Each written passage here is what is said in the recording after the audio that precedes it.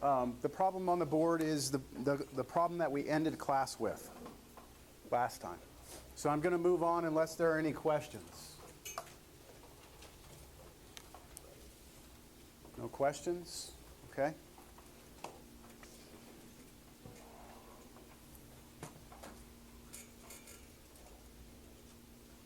All right, so we talked last time about the cross product, right? And we have another nice result with the cross product. Last time we said that if you take two vectors, let me get my vectors ready here. If you take two vectors, non-zero vectors, you take their cross product, and what do you get if you take their cross product? Another vector, and that vector is perpendicular or orthogonal to both of these vectors, yes? The length of this vector is equivalent to what geometrically?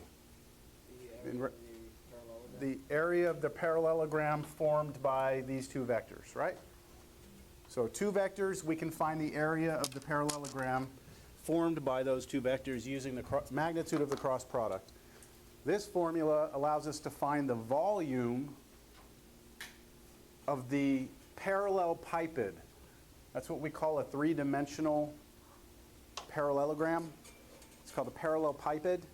We can find its volume by having three vectors. So let me try and illustrate this with my really bad vectors here. I have three vectors, okay? So here's two, right? These two lie in some plane, yes? If I have two vectors, I attach them tail to tail, they form a plane like a flat sheet of paper, yes? If I give you a third vector that does not lie in that plane, then they will form a parallelepiped. That's hard to visualize, so let me try my best to show you with this thing.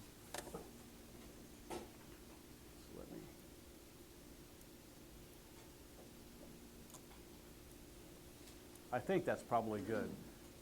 Do you all see three vectors? Red, black, and blue. Do you see it? Those three vectors, if I extend them, I get parallelograms, don't I? So like this black one and this red one, those two form this parallelogram right here, don't they? The blue one and the red one form this parallelogram. And then the black one and the blue one form this one. And if we kind of take like this face and we just kind of extend it through, we get this solid, don't we? The volume of that solid can be found using this formula. It is the absolute value of the dot product of U with the cross product of V and W. Does not matter what order you do this in. You have three vectors. You just call one of them U. You call one of them V. Call one of them W. You cross V and W. When you cross two vectors, you get a what? A vector. Okay. You take U and you dot it with that vector. When you dot two vectors, you get a number. You take the absolute value. That's the volume of this. It's not a box, right? We call it a parallelepiped. It's called the triple scalar product, or triple product. So find the volume of this parallelepiped that is formed with these three vectors. So we'll move quickly through this. You have to first label these. I'll call that one U, call this one V, call this one W. So what would you like to do first? Cross them, cross the V and W. So here's V, and here's W. If I cross these, I wrote them vertically so I could do the little cross thing that I did in class last time. So I'm going to cover up what? To do my cross, I'm going to cover what here? The I components, right? And then do the little determinant here. So what would you get? What would you get there? 5, take away positive 1, so 4. Okay, that one's dead.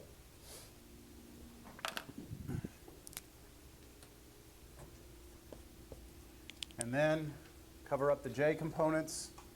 -2, take away -1, which means add 1. So -2 plus 1 is -1, but then change the sign.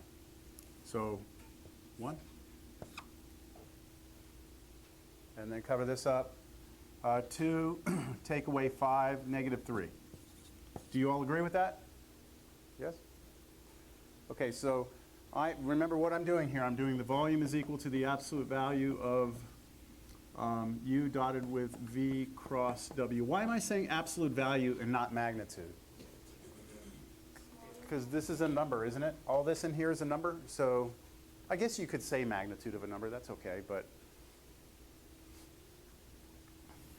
all right, so U, I'm going to take the absolute value of U, which is 146, and I'm going to dot that with this vector, 4, 1, -3. And dot products are pretty simple, right? Just components multiplied and then add them all up. So what should we get here?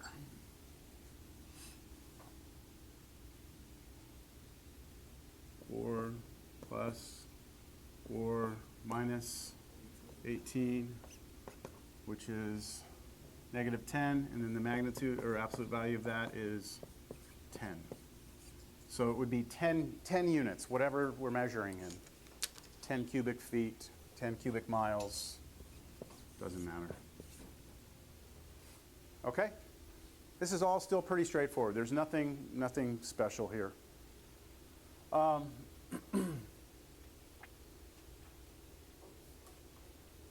I can't think of anything else out of this. If I would have done this backwards, right? In other words, done this one on top, that one on the bottom, what would the difference here be? These would be negative, negative, positive, right?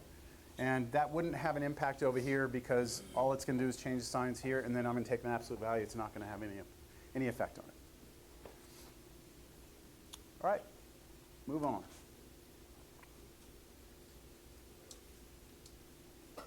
All right, so here's an application of the cross product, something that you run across in physics called torque. Any of you used a torque wrench before, right?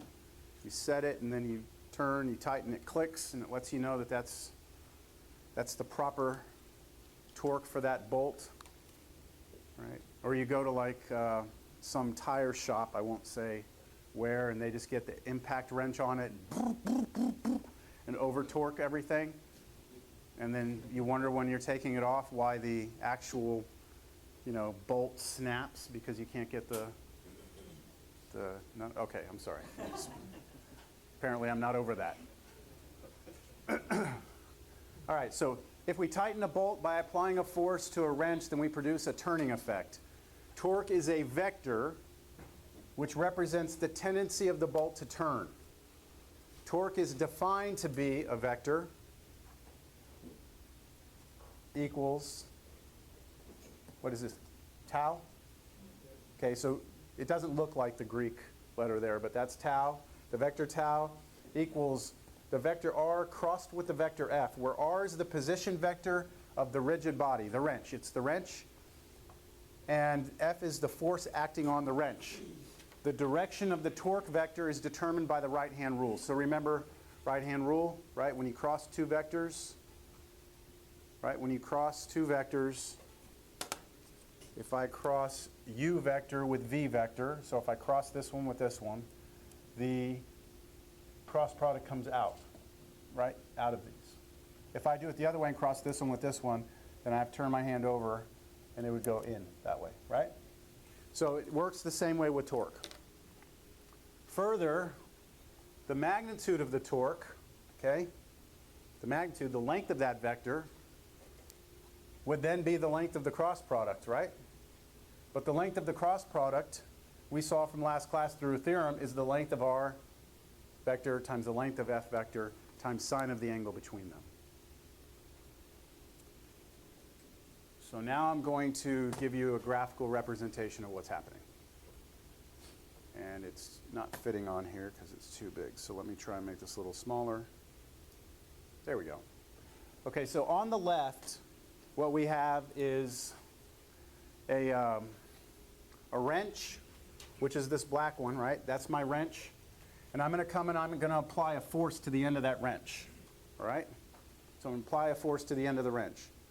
I could apply that force perpendicular to the wrench, which would be like this, which is what you try and do when you turn a wrench, right? You try and run your force perpendicular to the wrench.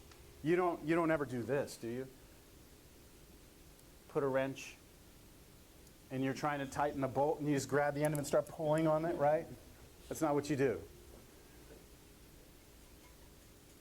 So, but I could come in at a slight angle if I want.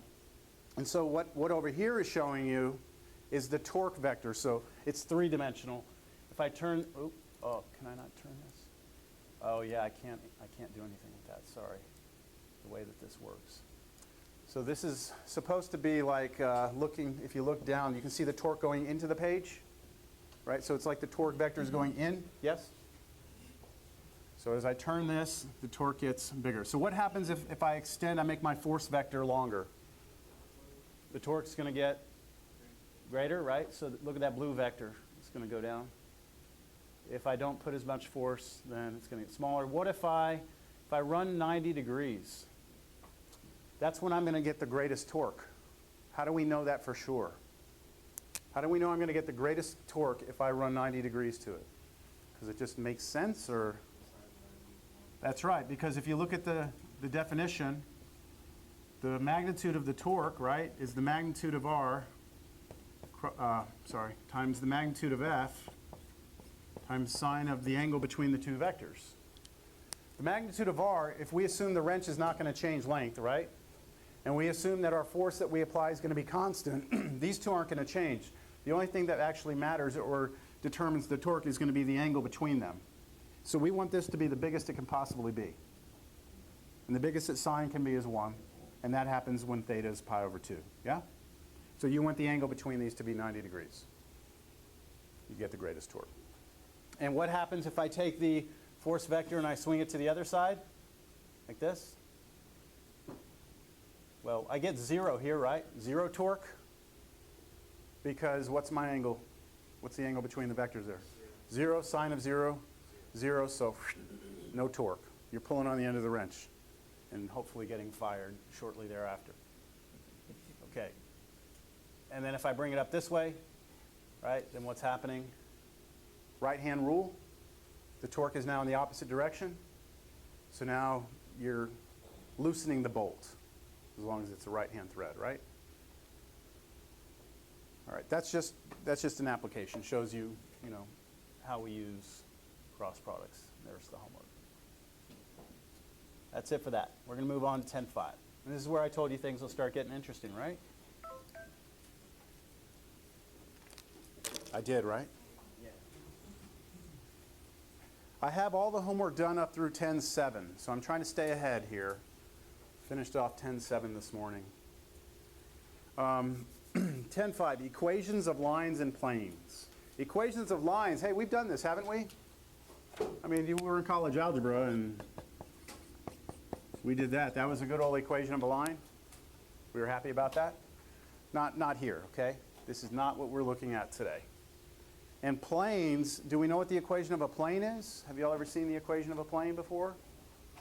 Back in college algebra?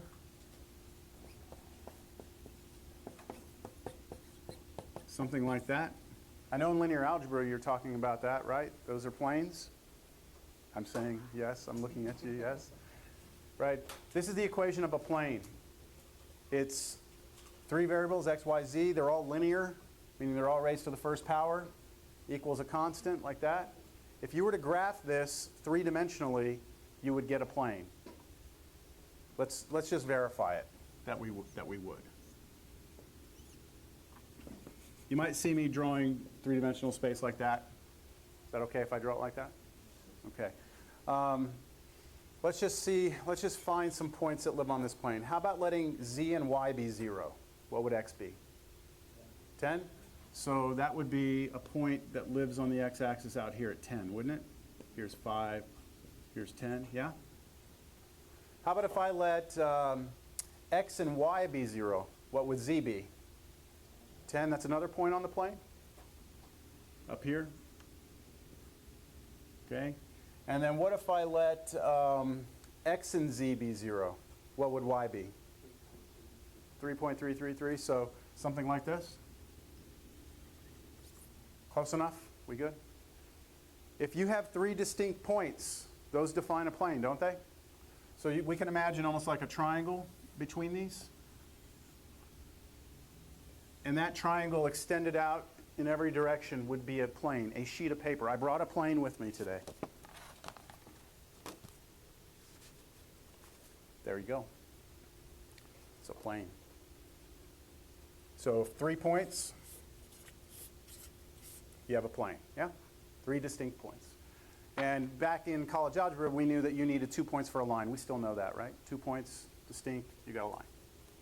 All right, that's just to get you to remember. So that's what plane looks like. We're going to look at both of those, lines and planes, today.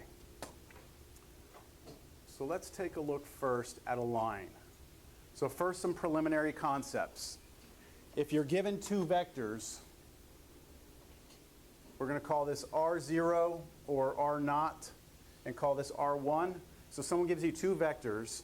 If you're asked to compute R1 minus R0, the resultant vector is equal to a vector from the tip of R0 to the tip of R1. So instead of drawing in class, I'm about to draw it for you. Okay, here is a vector R1. And I'm going to come in here with another vector R2. Doesn't matter where I draw it, right? I can slide it tail to tail. Or not. There are 2 vectors, yeah? So what is R1 minus R0? Well, that's the same as going R1, right? And then looking at negative R0. Negative R0 would be this, right? And if I add R1 to negative R0, I can slide this up and go the tail of this one to the tip of that one, right? So I do that, I come up here. Okay, that's negative R0. So notice that the resultant vector, all right, the resultant vector goes from here to here. You all see that? That's the result. This is R1 minus R0. You all following me? You all are all looking at it? Yes? Okay.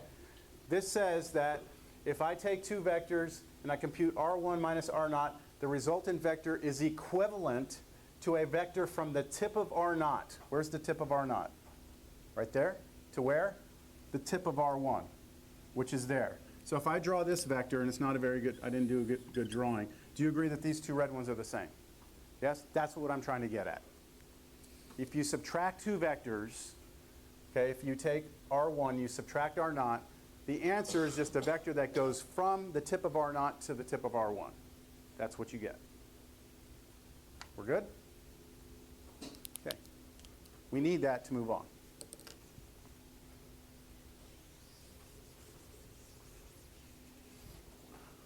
All right, so now let's look at a line. See the blue line? Now we know that when we talk about lines and vectors, they're completely different things, right? Points and vectors, they're different things.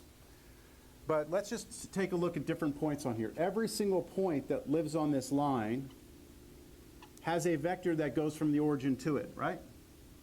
This is one specific vector that goes from the origin to that point.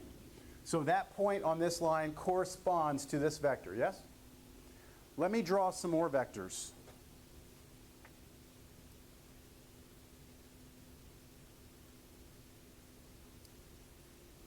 All of the points on this line have some vector that corresponds to it, yeah? So if I can find a way of generating all of these vectors, then I'm basically going to generate the line, aren't I? And so what I'm going to try and come up with now is a way of generating all those vectors. That's what I'm going to try and do. Now, how many are there? Infinitely many, right? So it's going to be some sort of function that I'm going to have that's going to be able to draw all those vectors.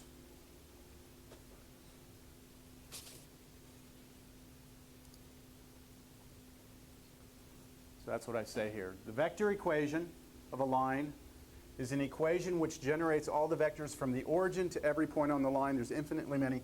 So is this a vector equation? Well, I don't see any angle brackets anywhere, do you? I don't see any vector notation at all. This is the equation of a line from college algebra. We are now looking for what's called a vector equation. It's going to draw vectors. It's going to create vectors. And here's how we're going to do it. So let's say we have a line. First of all, I have some point that lives on that line, right? So any point. Just pick some point on that line. And do you agree that if I know what that point is, if I know what it is, then I can always generate a vector that goes from the origin to that point? For example, if that point was the point 2, 3, 5, right? Let's say in three-dimensional space, instead of on a flat sheet of paper. If that's what that point was, then wouldn't the vector 2, 3, 5 point to that point from the origin? Yeah? Okay. So if I have a point on the line, oh, I did it in two-dimensional space. I better stick to 2D. Right? So if this is a point on the line, then obviously the vector x naught, y naught is a vector which points to it. We'll call that r naught. Then what I want to do is pick another point on the line, x1, y1, and draw the vector that goes to it. Okay? Now, I'm going to subtract the two. So I'm going to do now r1 minus r naught. And what did we say r1 minus r naught really comes down to at the end of the day? When you subtract this, it's a new vector that goes from tip of r naught to the tip of r1. So it should be from here to here, right? Now this is it drawn out. This is what's happening. It's this vector. But I'm about to slide it up. So are we still good with that? I'm going to call that vector v. That vector is called v. So do you agree with this? This right here I'm calling v, right? So if I add r naught to both sides,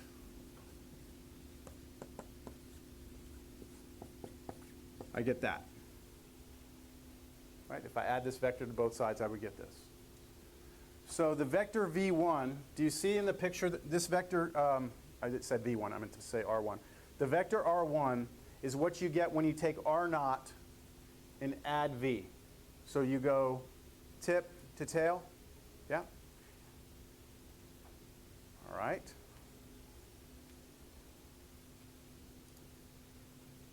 Now check this out. What we knew is r1 was r naught plus v. r naught plus v got us here. But what if instead of doing r naught plus v, I did r naught plus 2v? Where would I be? Well, r naught, here's v. Double v would be twice as far down the road, right? So you'd be here. So I've created another point on the line, right? It's not r1 anymore. It's just some other point on the line, isn't it? Could you create another one? How could you create another one? I could go negative v, right? Oh, shit. All right. It's okay. There. So I had this one over here, right? If I did instead r naught minus v, then that would have been r naught, do the opposite direction. You're down here, you have another point. So now I have 3 points, right? This is working pretty good to get all these points, isn't it? It looks like all I'm doing is taking r naughts and adding to it what? What's that? Multiples of v, right? Multiples of v. In fact, if I were to imagine taking r naught, which is this black vector, and here's v, so that's v. I add them together, I get this vector r. I can scale v. So notice I'm scaling v, and I have a number in front here, 1.5. So this is 1.5 v. If I take all the different multiples of v, then I should be able to get a nice continuous line, shouldn't I?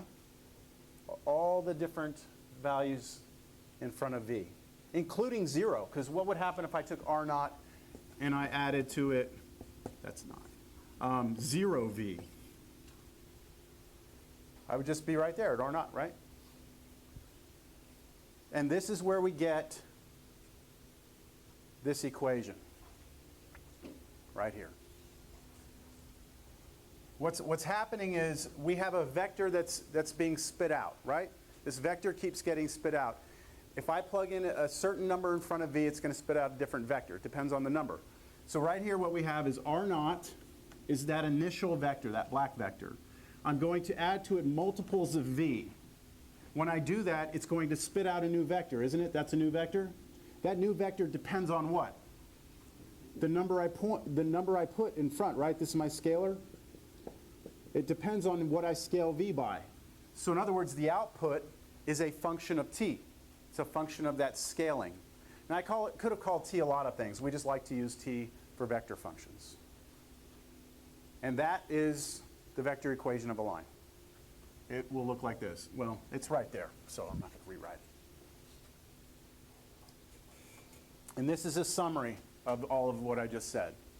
The vector equation of a line in R2 is this right here, where t is a scalar. V is what we call the direction of the line, or the direction vector. If R0 is this vector and v is this vector, then this is the way it would look. So you have a two-dimensional vector here. You're adding to it AB. We like to use AB for our direction vector, AB. Those are the components of the vector v. So there's v right there. There's a scalar in front of it. If you put these together, right, when you put these two together, it looks like this. Can I pass this t through this vector? Scale through? That's what scalar multiplication is, isn't it? That would be TA and then TB, wouldn't it? If I multiply this t through. And then if I add two vectors, you just add components, don't you? Put these two together, put those two together, put it into a new vector. So you get x0 plus TA, y0 plus TB. So what does it look like I'm going to need in order to come up with the vector equation of a line? What does it look like I'm going to need? An initial point on the line, right, which I can draw a vector to it. That'll be R0. So someone has to give me a point. And I also have to know what? The direction of the line. Now, in our picture, be careful, make note that the direction of the line is this red vector, okay? That vector might require some work for us to get that vector. But that's the two things you need. A point on the line and a direction vector. You're going to hear me saying that over and over and over in this class. At least for the next day or two. All right, so if we take a look at the general vector equation of a line in two-dimensional space, here's what it looks like. The x component right here, all right, and the y component are given by these two expressions. I could say that the x is equal to this and the y is equal to this. These two are known as the parametric equations of the line. That's what those are called. So you're basically just taking that and setting it equal to x, taking that and setting it equal to y. We call the a and the b, right, in that vector v. We call the a and the b the direction numbers of the line. And lastly, if we take the parametric equations and solve them for t, we get what are called the symmetric equations of the line. So there are three different ways that you could see a line written in this class in two-dimensional space. It's either going to be the vector equation of the line, the parametric equation of the line, or the symmetric equation of the line. So I do want to explain this step right here because that people get a little confused with that. If you go to the parametric equations, which were this, did I put AT or TA? AT? Yeah, let me do it that way, AT.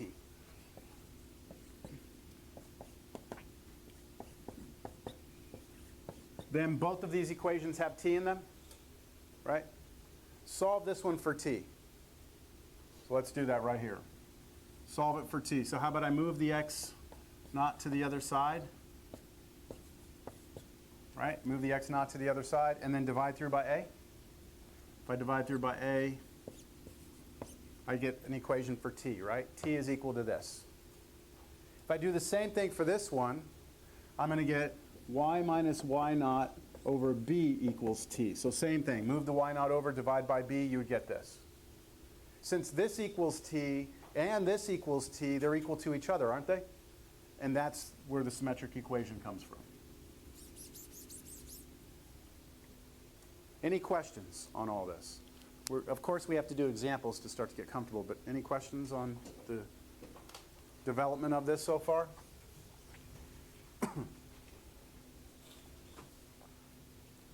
One of the first handwritten quizzes that I've done in a class like this is asking a student to find the vector equation of the line the day after we have this lecture. The last time I gave that quiz, I think 2 people passed it, and I was blown away. I was blown away. Okay? Everyone in here by next class should be able to find the vector equation of a line if I give you 2 points. You should be able to do it. All right? So if you have questions, let me know. I'm going to do an example, but I got to talk about R3 first. So what about if we extend this into R3? Everything's exactly the same. You just have an additional component. So R naught is now a 3-dimensional vector. The direction vector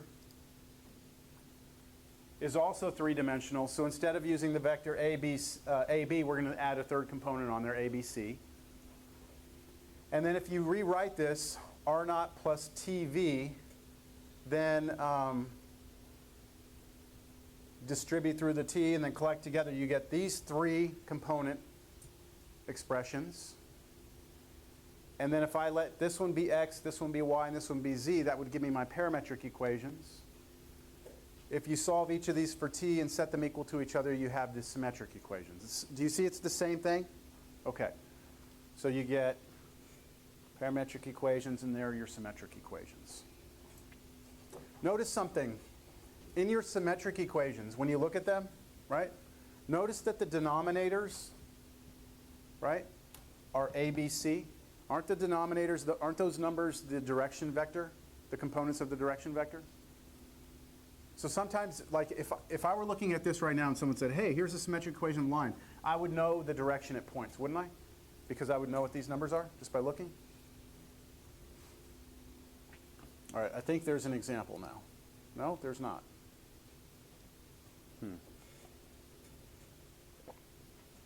Someone remind me to come back to that, okay? Let's do an example. All right, and do you want to do 2D or 3D? You want to do a 3-dimensional one? Let's do 3D. We'll skip that one. Okay, the points 3, 6, -4, and 7, 14, 7 lie on a line. Find the vector equation of the line. Find the parametric equations of this line. Find the symmetric equations of this line. Find where this line intersects the YZ plane.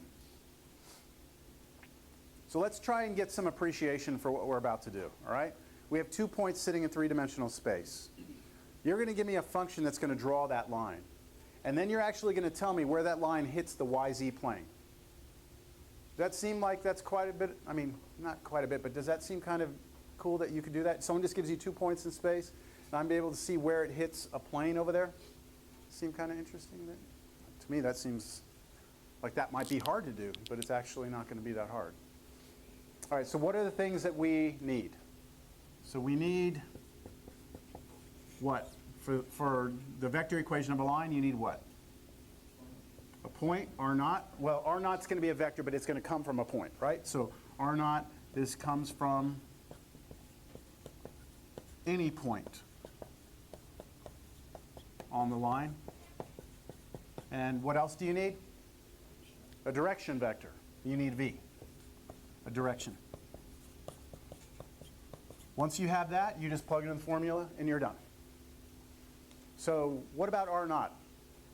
Can anybody give me a point on that line and convert it to a vector? Go ahead. What do you want it to be? 3, 6, -4. Yes, absolutely. That'll work. So that is a vector that's going from the origin up to one of the points, yes? Now, what about a direction vector? So what can I do to find a direction vector? Got 2 points sitting there in space. Add them. Get the vector going from one to the other, right? Get the vector connecting these 2 points together. If you can give me the vector connecting these 2 points together, that's a direction vector, isn't it? It lies on the line. So V, in this case, is going to be the vector connecting these points. So I have a vector that goes from this one to this one, or I could go the other way around, right? I could go from this one to this one. Does it matter? It does not matter. Because with a direction vector, imagine again, I have 2 points. This vector, let's say, is pointed to this point, right? If I had it the other way around, then it's still the same direction, right? Direction means, you know, vector, they're parallel, they're equivalent, aren't they? So they're equivalent. That it doesn't matter. When I scale it, right, it's going to go both directions. The T is going to draw it one direction and the other direction. All right, so give me V. Let's go from this one to this one. So what's the direction vector going to be? 4, 8, -3. Yes? Everyone good? And that's all we need. We're ready to come up with the vector equation of the line. It is R of t equals R naught plus TV. TV.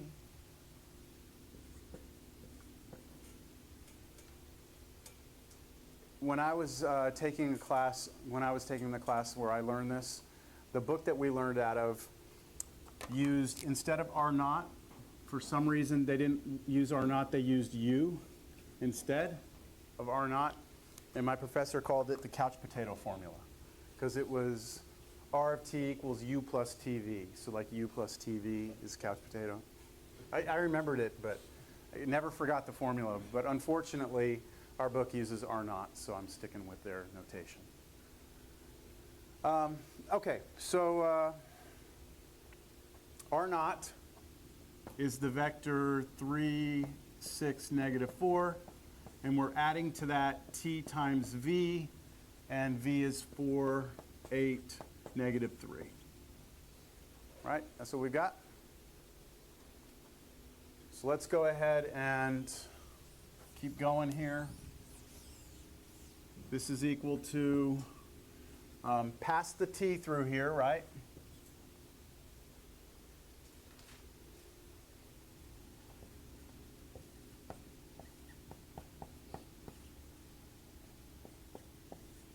(4t, 8t, -3t), and then add the two together. And I'm going to put R of t back in front here. R of t equals final version, what? 4t plus 3 or 3t plus 4. Doesn't matter how you do it, right? Or not 3t plus 4, 3 plus 4t. So you could do 4t plus 3. It does not. There's no correct way. It's the same. Okay, you just add the components together and we're done. Now I'm going to add one more thing to this. I'm going to put at the end of this, t is an element of the real numbers. You could also say t is an element of the interval -infinity to infinity. Or you could say t is bigger than -infinity, less than infinity. What this means is that I am allowing you to use any t you want in here. In fact, I want you to use all the t's. Because if you let t be every single value it could possibly be, it will draw the whole line, right? If I only let t be one value, it's only going to draw 1 point, right? Well, one vector that goes to 1 point on the line. I want you to have all of them. That's important because remember I told you let's go back and look at that note. Don't let me forget. Because sometimes we don't want to draw the whole line. Sometimes we just want to draw the line segment connecting the 2 points. And so we'll have to restrict this. Do you all agree that if I somehow restrict this, I won't draw the whole line? Okay. All right, so that's part A, right? Part B, find the parametric equations of this line. This part's easy, okay? There's like no math to do here. You just write down x, y, z, and you just write down the 3 component functions right here. They are 3 plus 4t, 6 plus 8t, and negative 4 minus 3t. And we're done. Pardon me? You could use for all t, but I kind of stated that already, so I guess we won't restate it. Check this out, though. I mean, let's try and get some appreciation of what's going on here. What if t is 0? Let's just take a look. If t is 0, 0, 0, 0, where are we? 3, 6, negative 4. We're right here, aren't we? What if t is 1? Where are we? 7, 14, negative 7. We're here, right? You see, so this right here gives you actual points, doesn't it? This right here would have done the same thing. If t is 0, this would have given you 3, 6, negative 4, but it would have given you the vector, wouldn't it have?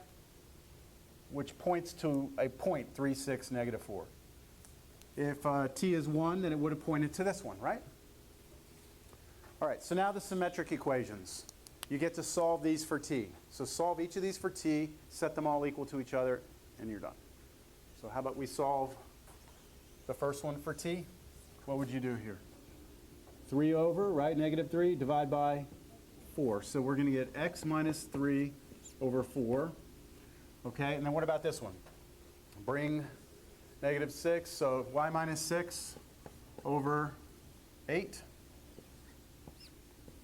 And then last, z plus 4 over negative 3. Right?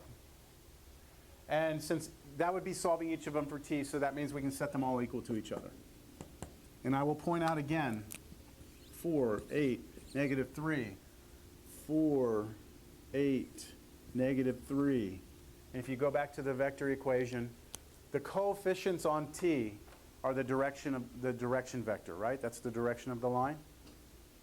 So they're pretty obvious in this. Questions?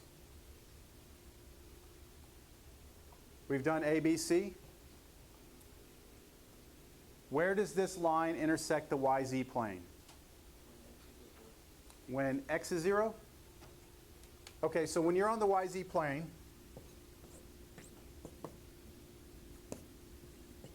the YZ plane here, your x coordinate must be 0. That's the condition, right? Your x must be 0.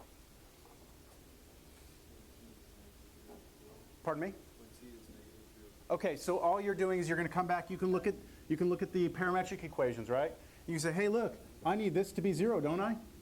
I need my x coordinate to be 0. So just replace x with 0 and solve for t.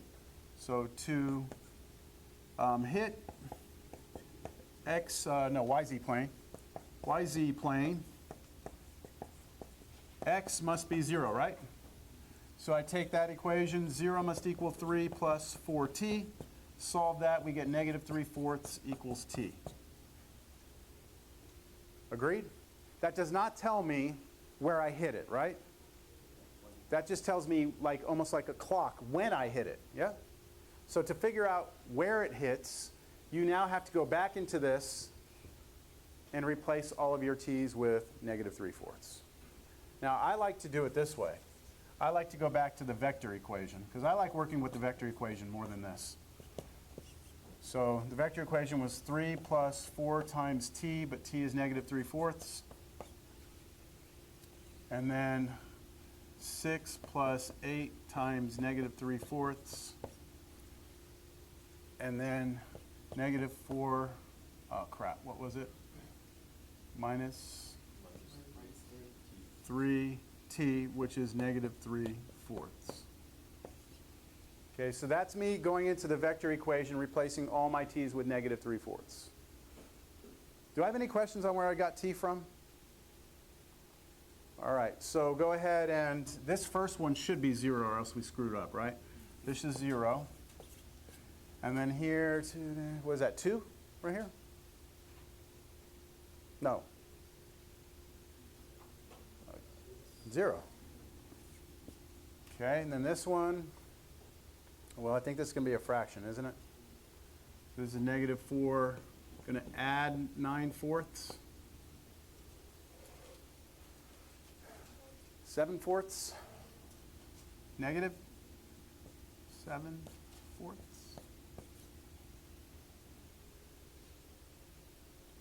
That seem right? So if you look at this as a point, the point 0, 0, negative 7/4, that's where that line hits the YZ plane. We're done. Questions? Would be this point, yes.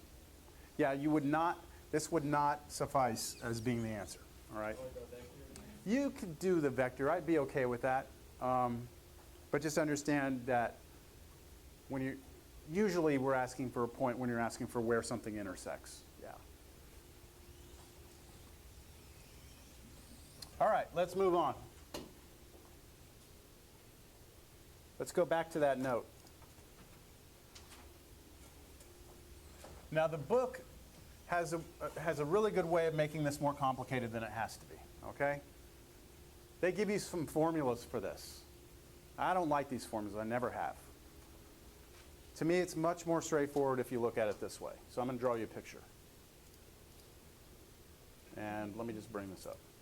Let's say I'm just trying to draw, someone gives me 2 points on a line. Let's make it three-dimensional. Here's a point, and here's a point. Oh wait, we've been using x naught, right? X naught, y naught, z naught. So there's one point in three-dimensional space. Here's another point in three-dimensional space. Right? 2 points. I want to draw just the line segment between these two. So don't draw me the whole line, just draw those. In fact, I want you to draw it from this point to this point.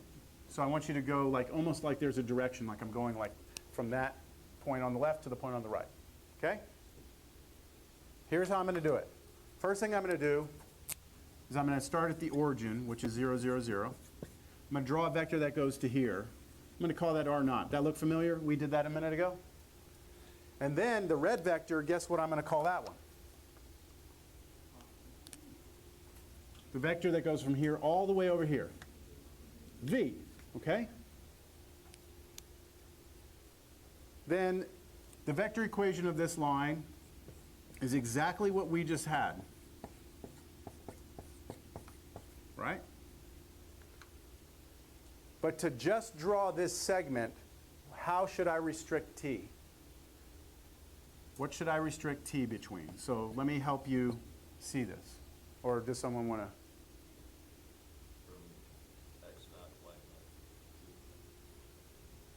How could you draw just that point? What would you make t to just draw this vector? 0, right? If t was 0, you would just draw that vector right here, R naught, wouldn't you? So I want to start at 0. What if t was 1? Isn't that going to add one of these red ones? And isn't one of those red ones going to take me to where I want to go? So between 0 and 1.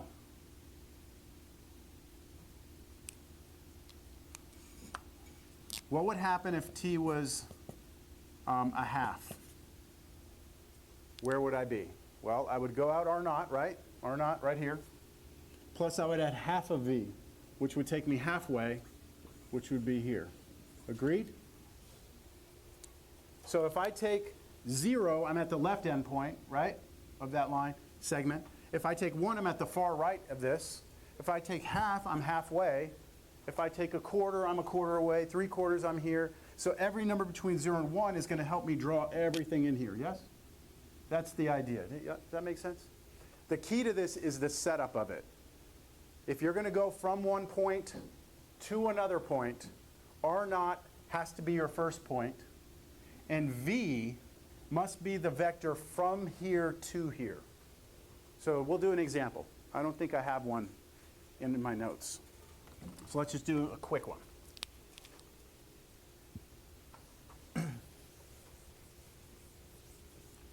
Find vector equation of line segment from 3, 5, -2 to the point 5, 8, -9.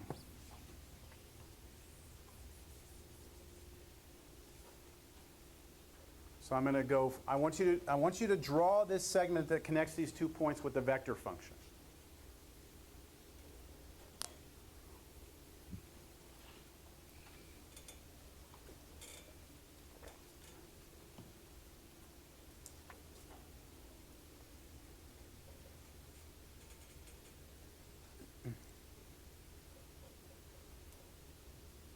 R0, start with R0. What do you want to use for R0?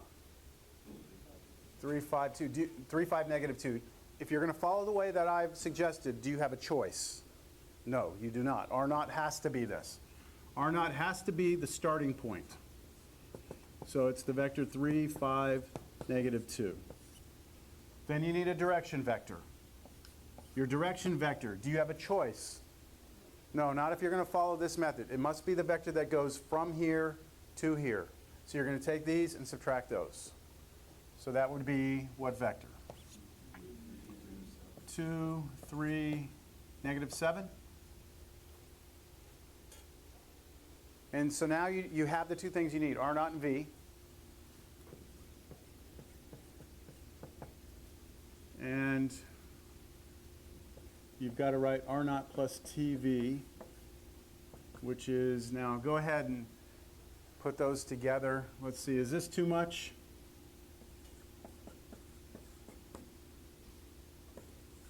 Am I pushing too far to put them together in my head? Or is that all right with you?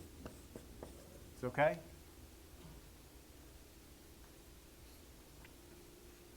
All right, sir? What's the restriction on T?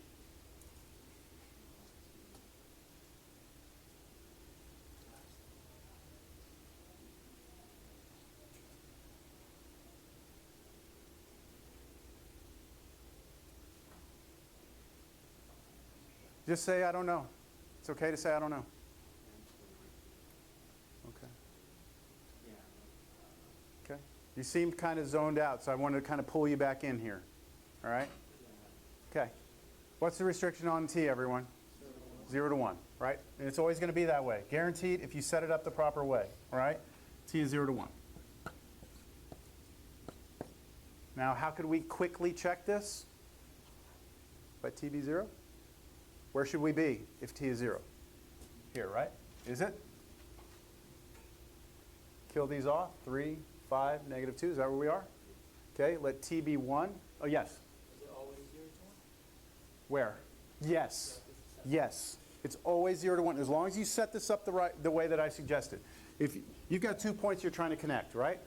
From one point to the other, you have to let the first point be R0. You have to let V be the vector from here to here. If you do it that way, your restriction will always be from 0 to 1. All right? So if I let T be 1, I'm going to be at, what, 5, 8, -9. That puts me here. Any number in between is going to be somewhere in between those 2 points on a straight line, and we're good. Understand? Good? Okay. All right. Moving back to the notes. Example 3. Determine that these lines are skew. That means they do not intersect, they are not parallel, they are not orthogonal. Okay, got a lot of shit to look at here. we have two lines sitting in what dimensional space here? Three-dimensional space. Now these two lines are given to you in a way that you've never really, like this is the first time we've actually worked with lines in a vector format. Okay, so here's the vector equation for the first line. It has three components, right? Here, here, here. And then the second line has three components here, here, here. Now notice though, here we're using t as a variable to draw this line, and here we're using s. Right? The reason is because those are dummy variables. T was like a background, just domain that was just, t was varying between whatever, right? All real numbers. And it doesn't have to correspond with this. Let me see if I can illustrate that better, because I didn't do a good job of that when I was doing the homework solutions either. Look, if I want to draw this line, I just start plugging in values of t, right? It's going to start drawing me points on that line, right? Different values of t. If this was also t, right? If this variable was t, then let's say when I plug in t as 0 here, I get a point on the first line. And when I plug in t as 0 here, I get a point on this line, right? Second line, different line. These two are not really connected to each other. In other words, what's happening at t0 here does not have to be the same as what's happening at t0 here. Like, they're not drawn at the same time, at the same background domain time, if that makes sense. These are independent of each other. So we use two different variables for it. Does that kind of make sense?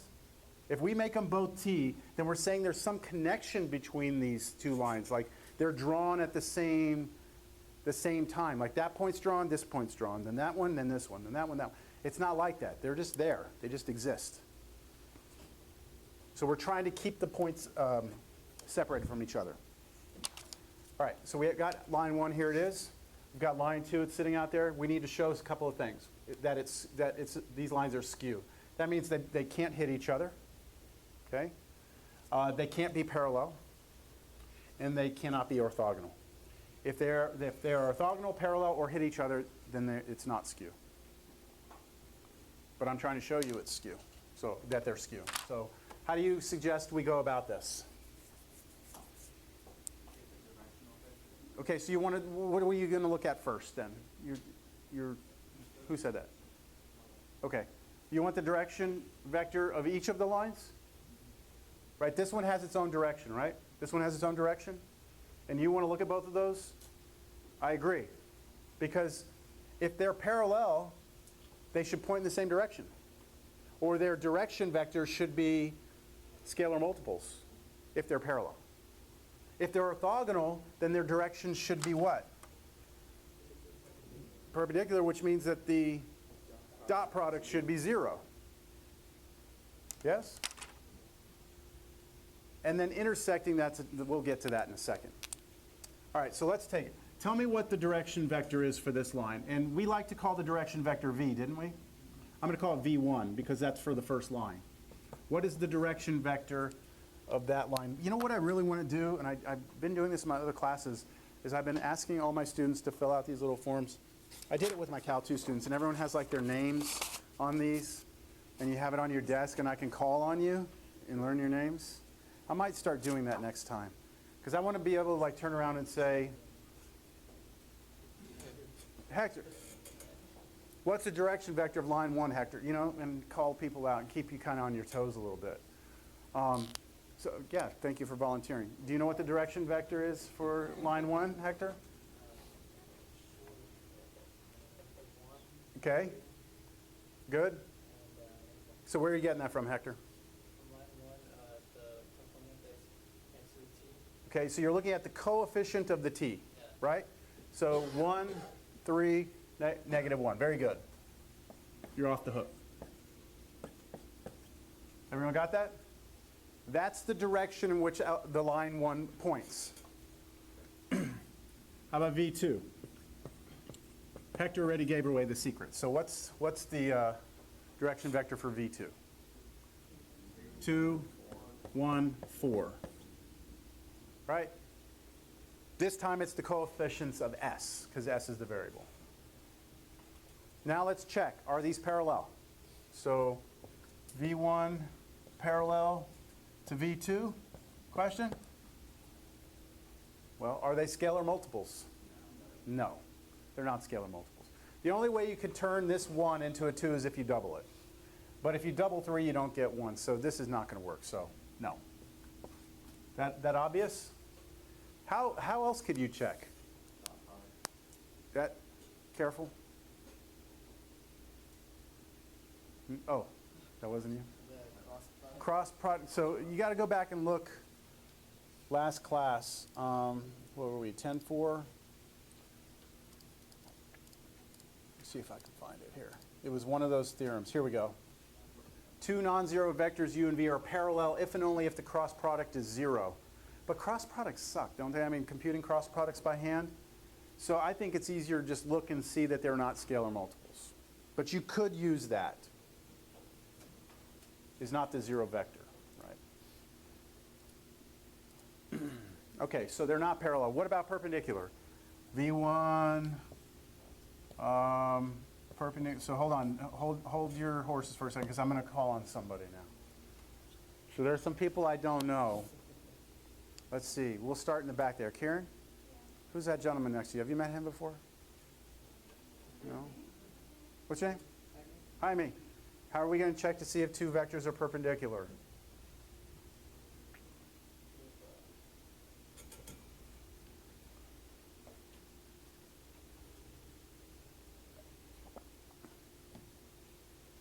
It's all right. If you don't know, it's okay. If you say, no, I'm not quite sure, that's okay. Not sure. Okay, so I'll open it up to the table. Except Kieran, you're not allowed.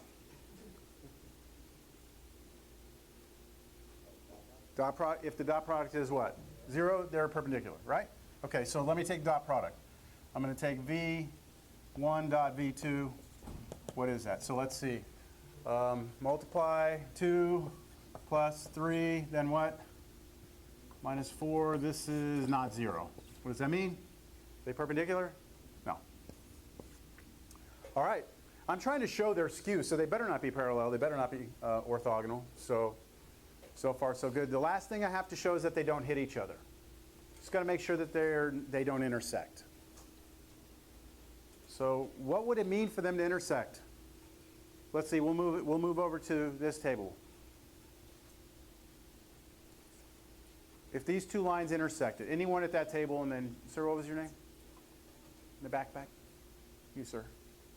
Yes, you. What was your name? I'm not calling on you. I'm just asking for your name. Okay. All right. So anyone on the table, what would have to happen if two lines intersected?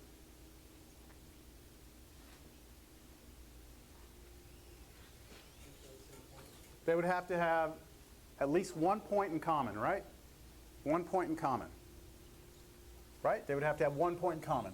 What that would mean is that at some point in time, let's say, this x component and this x component would have to be the same. And at the same point in time, this y component and this y component would have to be the same. And this z and z component would have to be the same. So the question is, does there exist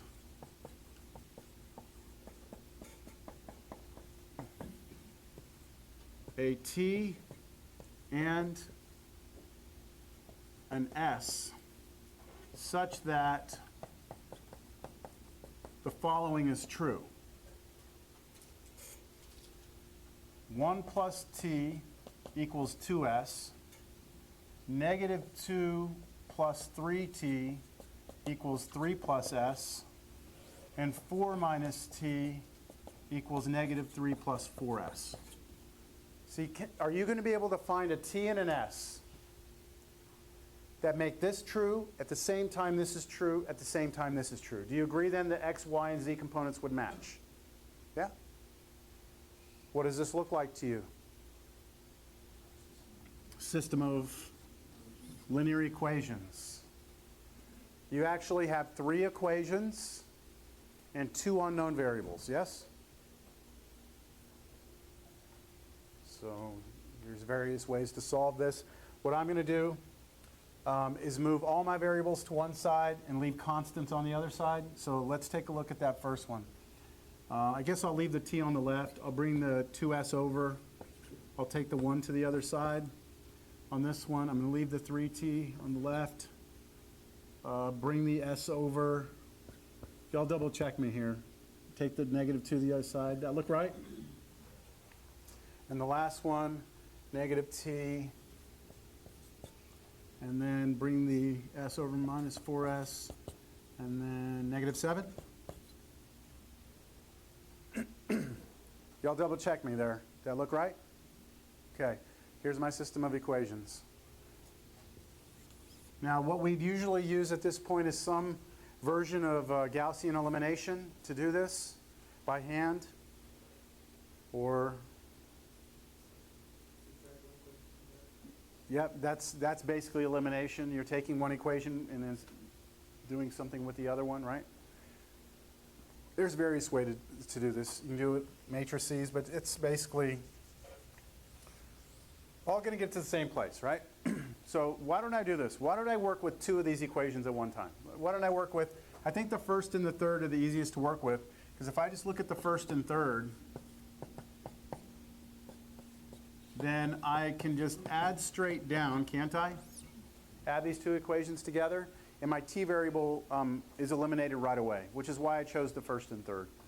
And this tells me that negative 6s must equal negative 8, which means that s must be 4/3 positive, right? So I've got a good candidate right now. I know that for the first 2 equations, or sorry, the first and third equations, for those to be true, at the same time, I need at least the s to be 4/3. Now what? I can plug in 4/3 to where? Doesn't matter, actually, anywhere, right? Any of these. To get what t is? Let me go into the first one. Okay, so I'm going to take that and substitute that back into the first one. 2 4/3 equals negative 1. And then, what? T minus 8/3 equals negative 1. Add to both sides. What do you get? T is 2/3? No, that doesn't seem right. Yeah. No. Yeah? 3/3. You're basically adding 8/3 to both sides right here. So that's negative 3/3. How did I do that? 5/3. What the? Tell you, my brain doesn't want to do arithmetic. Just does not want to do it. T is 5/3. So we good? We found a t and an s that work? Yeah? No, we didn't.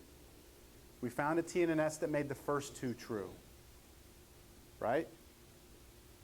These are not supposed to intersect each other. We just said that. Show their skew, right? All we've done is found an s and t that make the first 2 equations true. But this s and t must also satisfy this middle one. Does it? You see what I'm saying?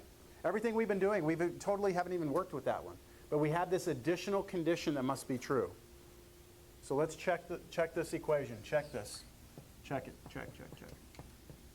So is 3 times 5/3 minus, let's see, s was 4/3. Is that equal to 5? Nope, this is 5 minus 4/3 does not equal 5, which means that that s and that t don't make all 3 equations true at the same time, which means that that's not a solution. But you have to have s and t be the same, be those 2 things, for these 2 to be the same. There's no other way you're going to get these 2 to be the same. So that means there's no way it can happen. Does that make sense? So what's our conclusion? They're not parallel, they're not orthogonal, and they don't intersect. So they're skew lines. That's quite a bit of work to show that 2 lines are skew, right? The hardest part being the intersect part, because that's a system of equations. Yes? So the only way to figure out if they're skew is by process elimination. By, yeah. There's not like a skew check, a simple skew check. Yeah, this is it.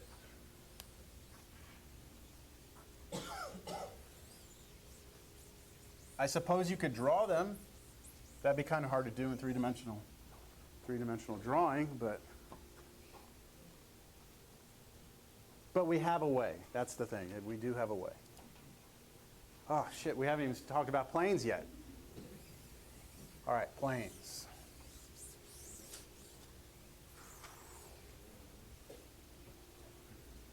All ready, breath. We've got about 30 more minutes.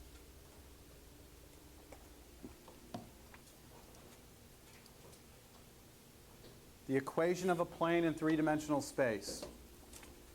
We just saw that in order to define the vector equation of a line, right, we need a point on the line and a direction vector. Yeah? Or if someone gave us 2 points on the line, we could actually still do it, because we could always create the direction vector with the 2 points. So either one of those worked. And look, back in college algebra, it was the same thing. If someone gave you 2 points, you could find the slope, and then you could come up with, use that equation, right? Or if someone gave you the slope and an intercept, or slope and a point, you had a formula. So same thing, slope and point, or 2 points, this is kind of equivalent to that. Now we're focusing on defining a plane. To define a plane, we need 3 distinct points, and I showed you that earlier with my plane. If someone gives us 3 distinct points, right, then we can uniquely define one plane that goes through those 3 points. But there's something that's even more important for us to notice here. If I've got my 3 points here, let me rotate this around so you can see it. You want to see my 3 points living on my plane there clearly? Okay, if I were to connect vectors from the origin to those 3 points, right, then I would have 3 vectors, right? And then let's just look at the vectors connecting the points. Right, so you know what, the first 3 vectors, we didn't even really need those, so don't just wipe that out. You've got 3 points. Can you find the vector connecting this one to this one? Yes, right? Can you find the vector connecting this one to this one? Yes? So those vectors lie in that plane, don't they? So back on this picture, or on this, I have a vector here and a vector here. Both those vectors lie on this plane, don't they? And if I take those vectors and I cross them, I'm going to get a 3rd vector. And that vector should be perpendicular to the plane. Boy, that doesn't look perpendicular to me. There we go. That's a little better. That vector should be perpendicular to that plane, shouldn't it? Yes? So if I take some arbitrary plane sitting out here, do you agree that this vector that's perpendicular to the plane is perpendicular to all the vectors that ever could live in this plane? Yes? That vector right there is the same, is equivalent to the vector that's on the other side pointing in the other direction, right? So it doesn't matter which one I give you, both of them are perpendicular to the plane. So what we're trying to get at here is, what is the bare minimum that you need to define a plane? We already said 3 points, right? 1, 2, 3, you define a plane. But maybe you don't even need that much. So what if I tell you this? I'm going to give you a point in space. Here it is. What's the only other thing I need to define the plane? A vector that's perpendicular to the plane. So if I now tell you, look, here's the point in space, and I tell you that vector is perpendicular to the plane, there is only one plane you can put up here. It's this one, right? It's that one right there. I couldn't put this one up because it's not perpendicular, right? Do you see that there's, with that point and that vector that I'm saying is perpendicular to the plane, there is a unique plane that goes through there. Do y'all see that? You see it? Okay, thank you.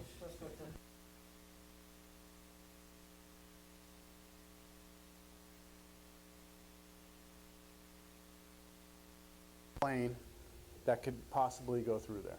Yeah. So that's what we need to define a plane.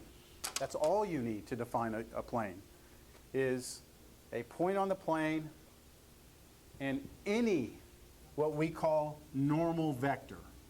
A normal vector is any vector that is perpendicular to the plane. Any vector. Any, does not matter. And here is the formula for coming up with the equation of the plane. If x naught, y naught, z naught is any point on the plane, and this new vector, which we call the normal vector, which we're going to use n, is the vector ABC. If that is any normal vector to the plane, then the equation of the plane is given by this equation right here.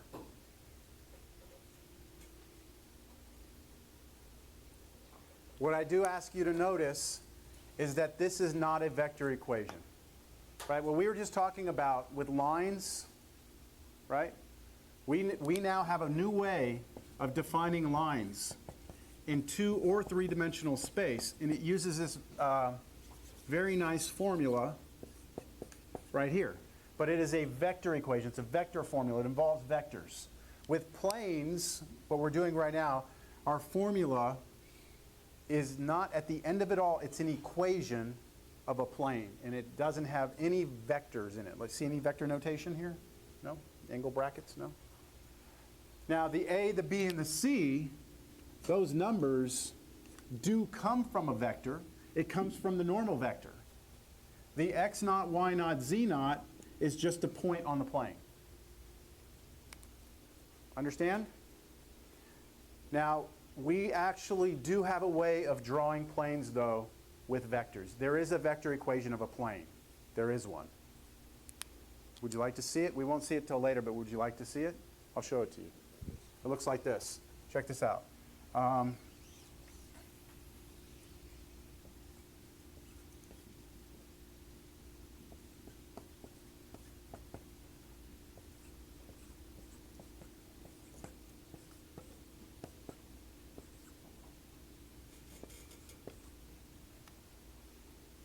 I'll give 2 points bonus right now for the first take-home exam for someone who can explain to me, first one to volunteer to explain to me why that draws a plane. Anyone? Okay. How do you mean?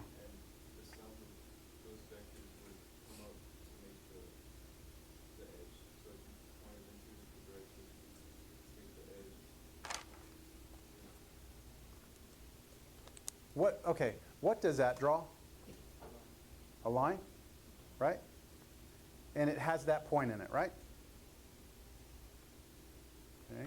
I'm still giving you an opportunity here. Yes, go ahead. So that first part is the line, the S U. This one right here? That one will add another component to which you could draw a parallelogram. Okay, yes, I think that's good. Okay, now I'm going to clean it up. This points to a point in 3-dimensional space, right? Let's say S is 0, all right? And this is TV. That will draw a line, won't it?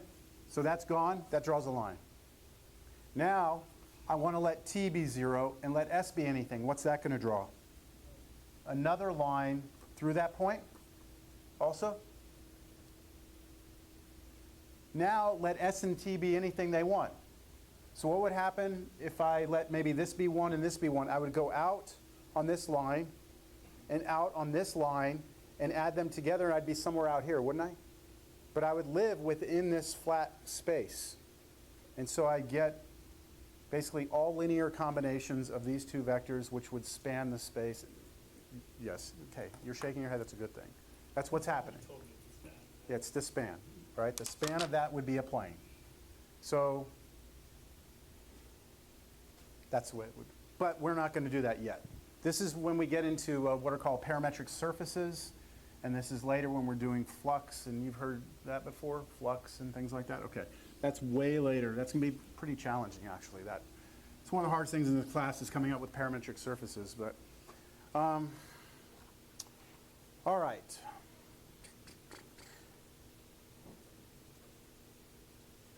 I'm going to let you read through this. You're responsible for this part right here. I'll let you read that yourself. Find the equation of the plane through these 3 points.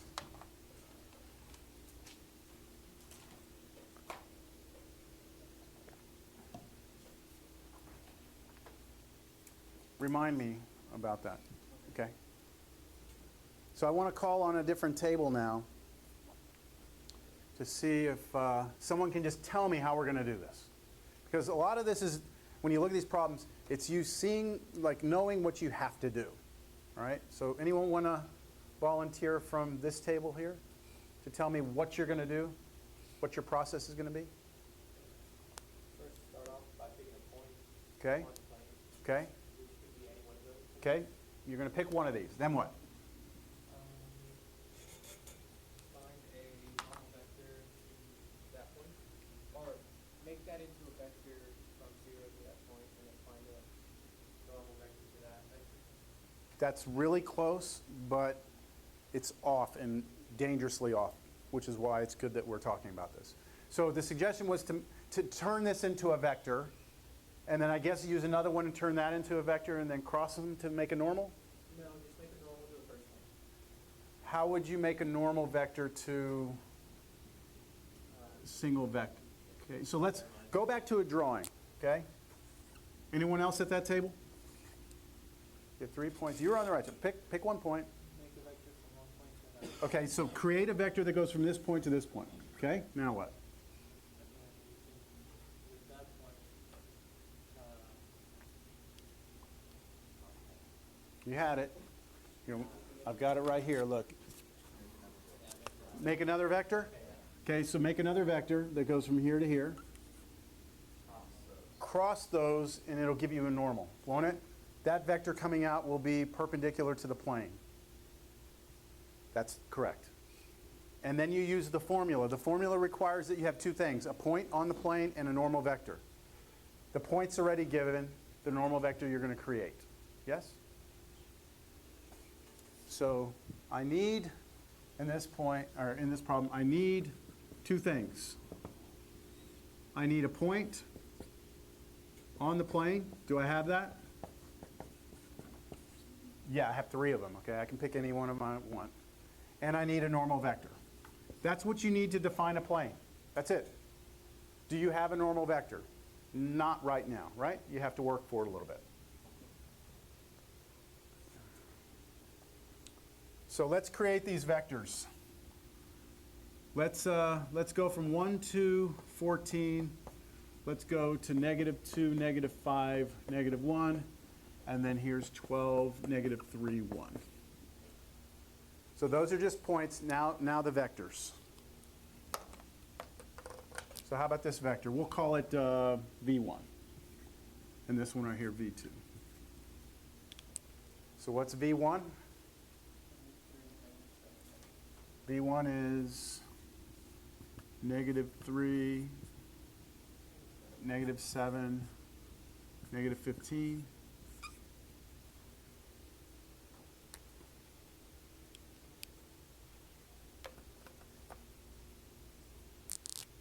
V2? Got it? What's V2?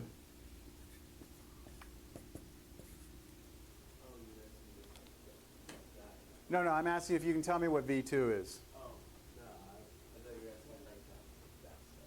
No, I'm just asking if you can tell me what V2 is. Yes? No? Okay. 11, -5, -3. Anyone disagree? 13. Okay, maybe I didn't hear you. Sorry. 13, positive, negative? Negative. Okay, so everyone agrees with that? Now, cross them. So the normal vector is going to be the cross product of these 2 vectors. So this is where you have to cover up and do all that. Oh man, these numbers are big. Would be nice to have a calculator do our cross product right now, wouldn't it? So has anyone figured out how to do the cross product on their calculators? Anyone not have a TI in this class? Okay. All TI calculators that have graphing capability, you can write a program for, and there you can write a program to do a cross product for you. Just go Google it. You know, TI program for cross product, and it's very simple to put into your calculator. If you got the TI-86 or higher, it's already got cross product built in. Okay, so we go through this. Did you do it already? No? Okay, I saw you pull out the calculator. No one knows how to do cross product on their calculators? Doing it? Okay. I don't feel like doing it by hand. You know what we're supposed to do though, right? Okay, so I don't even think I can do cross.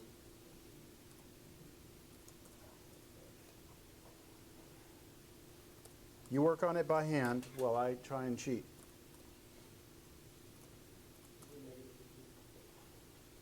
I was going to go back and check it. Negative 15.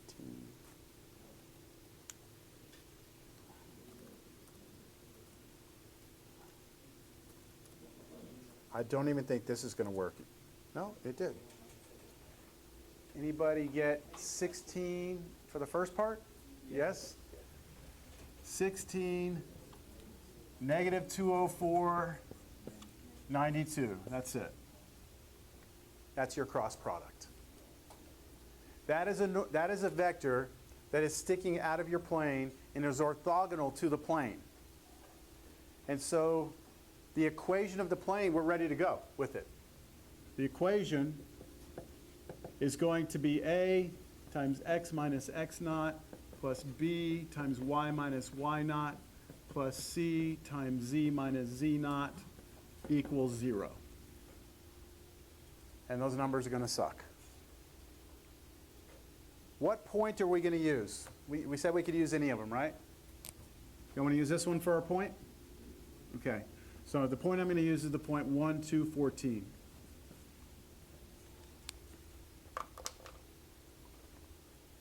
So what's A, what's B, what's C? A is 16, B is negative 204, and C is 92. And if we just plug everything into that, we've got the equation. So 16 times x minus 1 minus 204 times y minus 2 plus 92 times z minus 14 equals 0. That's the equation right there. Now what you would need to do is distribute through and clean up, which I'll do right now. This is 16x minus 16 minus 204y plus 408 plus 92z minus, 9. What is it? 288 equals 0.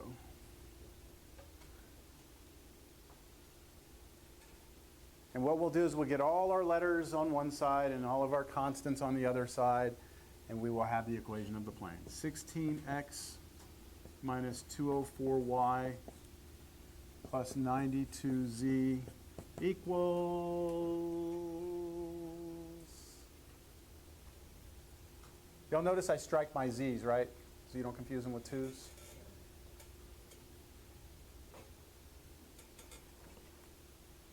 What is it? Anyone got it? 1712? Any seconds on that? No?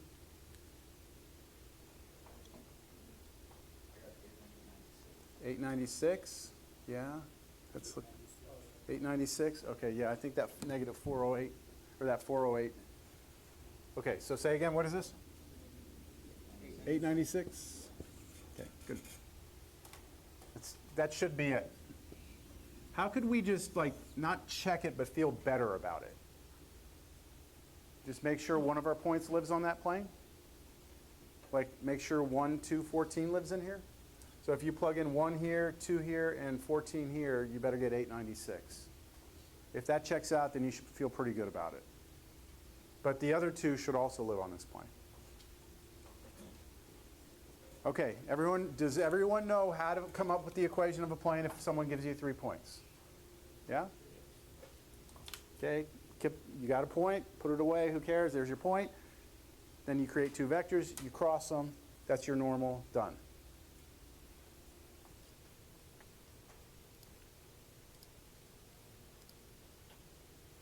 Now, the angle between 2 planes.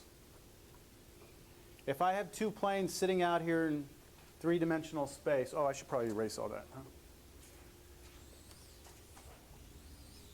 If you have 2 planes sitting in 3-dimensional space, and you want to know the angle between them,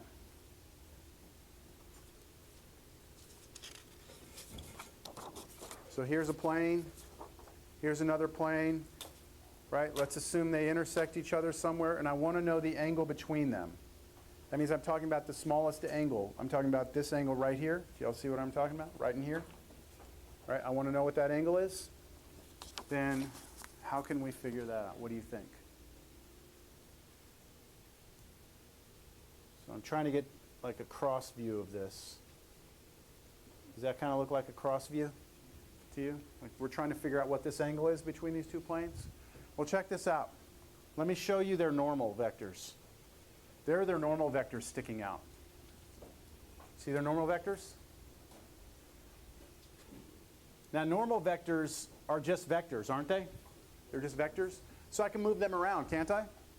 Slide them around as long as I keep them pointing in the same direction. I'm going to move those normal vectors, get the other ones out, and I'm going to put them, orient them like that.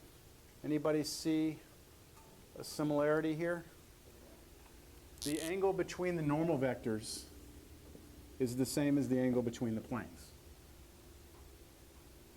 See, because isn't the direction of the perpendicular, I mean, this normal vector is perpendicular to the plane, right? So it's just 90 degrees more. So this normal is 90 degrees more than that plane. So all you're doing with the 2 normals is just adding 90 to whatever direction the plane's in. So the angle between the normals should be equivalent to the angle between the planes. Do you know how to find the angle between 2 vectors? Yeah, I hope so. Because we're going to do an example right now. Oh, by the way, 2 planes are parallel if and only if what? Their normals are parallel, right? So if you have the same normal vectors, right? These planes are parallel.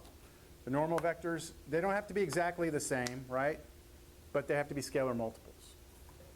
That would mean they're parallel. That's what this picture shows. Right? These 2 planes are parallel. Their normals point in the same direction. 2 planes are perpendicular if and only if their normals are orthogonal. Right? So 2 planes are going to hit at a perpendicular if the normals are orthogonal to each other. Okay. Let's see. See how you react to this. So let's clear your desk, take out a sheet of paper. Let's do this for a quiz. I want to see where everyone is. But I don't want you referring to anything except what's in your head right now. Just kind of want to see what's in there, what's not in there.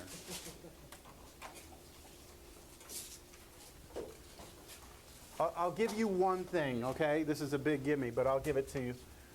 As a reminder, the angle between 2 vectors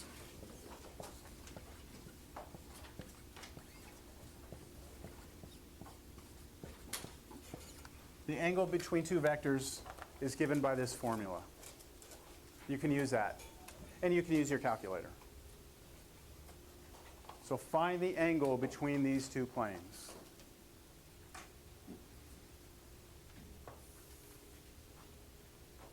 Some of you may get it, some of you may not. We'll see.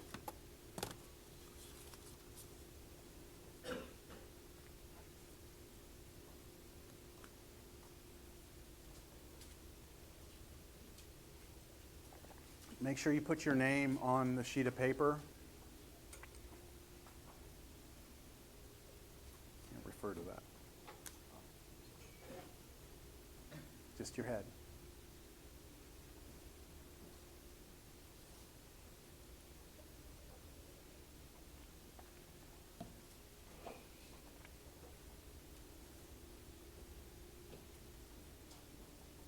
Does everyone have it written down?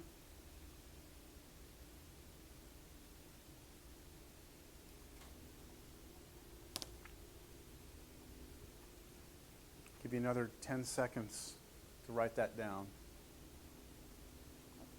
Because I'm going to flip back in the notes to a page that might help you in case you're stuck.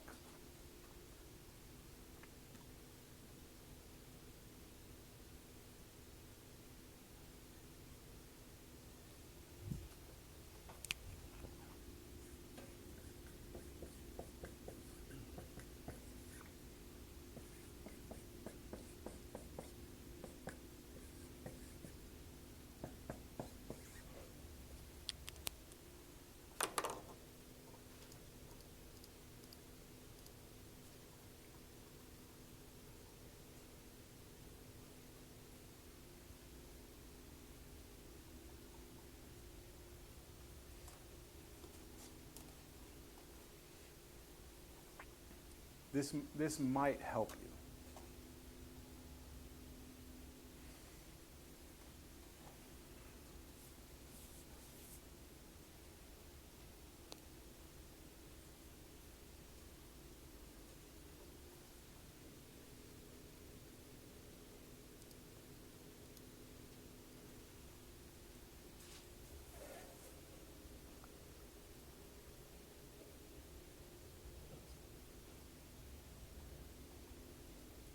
Raise your hand if you feel like completely stuck right now. It's all right. Just, I need to see.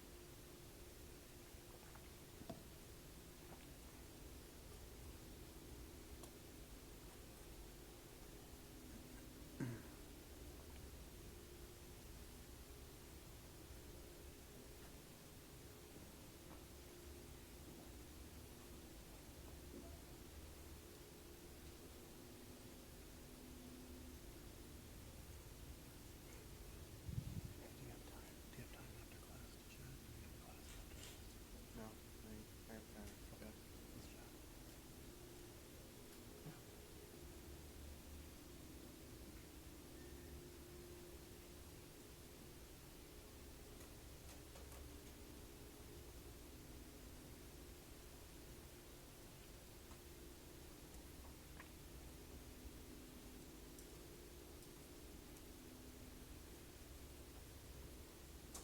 I think what we'll do, since there's only about 2 minutes left, is I'll give anyone who's getting this the opportunity to turn it in for a bonus. Anyone else who doesn't feel comfortable with your answer, keep it. I'll just count this as a bonus. All right? But if you have it, just set it up here.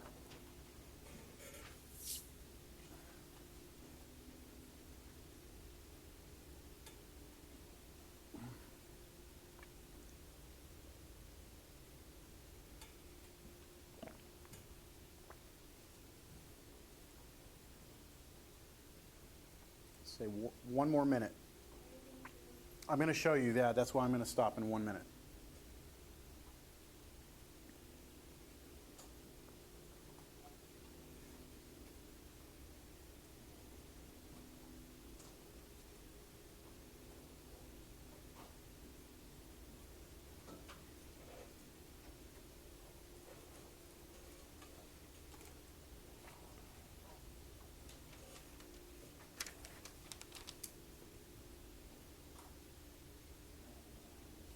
Okay, if you feel like you've got most of the work, you're just not able to get the last part of it, go ahead and turn it in so I can give you something for it. Anyone else?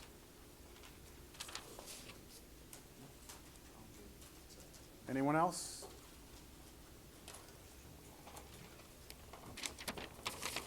Okay, thank you. All right, since we only have negative 30 seconds left, What is the thought process here? Just when you say find the angle between two planes, that means you have to find the angle between their normal vectors. All right? That's what I had just said in this note. Right here. I said the angle between two planes is the same as the angle between their normal vectors. So that means you need to define their normal vectors, right? So what is the normal vector of this plane? What is the normal vector of that plane? Well, I didn't specifically tell you how to look at an equation and see the normals, did I? Because I wanted to stress to you how easy it is to do. See, it seems, how many of you have found the normal vectors for these planes? A couple of you, right? The rest of you are like, how the hell am I going to find the normal vectors? Or just, I didn't know what to do at all? No? All it is, look at this right here. This is the general formula, right? Isn't A, B, C the normal vector? The components of the normal vector? Isn't that what we just said right there? N is the vector A, B, C is any normal vector? Okay? Notice what happens when you distribute through here, here, here, here, and then do all the work. You finally get down to an equation that looks like this, right? D is some number, which is like here, it's the 5. Move to the other side. But notice that the number in front of x, y, and z are always going to be the direction numbers. So what is the direction of the normal vector for this plane? What is its direction? It's the vector 1, 1, 1. What is the direction for the normal vector of the second plane? 2, negative 4, 7, right? Now you plug into this formula. I have to change this to n1, n2, n1, n2. And that's something, that's a problem I could have asked you from last class or the class before. So you dot them, magnitudes of each. Here, cosine, I'm seeing 69.9 degrees. I think that a few people have turned that in. I don't know if it's right. I'll have to look, but 69.7. Does that seem easier now that you've seen it? Much easier? Okay. So the point is this. If somebody gives you the equation of a plane, is it hard or is it easy to find the direction of the normal? Easy, right? Very easy. Just look at the numbers. These don't matter for the direction of the normal. It's just the coefficients. Okay, everyone. So does the angle have to be less than 90? The angle will always be the shortest distance, or the shortest angle, because if the planes are opened up like further than 90, now we're talking about this angle. So the answer will be, and that has to do with the fact that the arc cosine will only spit back an angle, right?